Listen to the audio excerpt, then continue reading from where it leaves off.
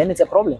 But I was just saying that to share ukuthi even nalaba bazosibukela manje, if that person is maybe ugunda inwele, athi no, just mina ngizogunda kuphela inwele, I don't want to know anything about ama financials or ama investments or ama shares and whatnot. Ungazilimit, don't sell yourself short, yabona.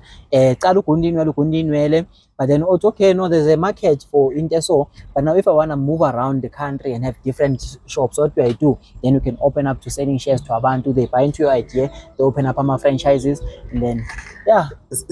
Speaking of barber shops, ne? Yes.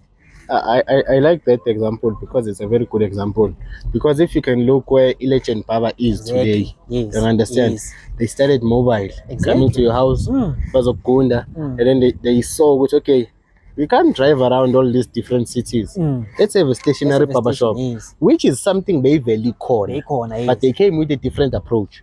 You understand? Pelamanji, you can franchise Legend Barber just like you franchise you like Sekun. You understand? But it started as an idea. Yes. Yeah. So you saying people shouldn't limit themselves?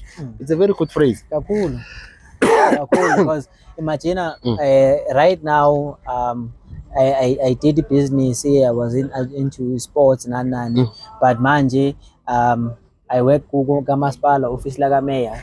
Something that is political. I believe when you talk about politics, it's a different language. So, but now can you imagine if your mindset there, politics and the corruption. But now, in as much as I'm also in that space, there are many loopholes in Wabonayo. So now the economist or the background, the economist that is in me is raising things. Okay, but these systems, these many eggs, but what if it can be done in this way? Regarding service delivery and those things, how can we impact the community more? So those questions are there. Now one is sitting and is thinking of different scenarios or things that one can do to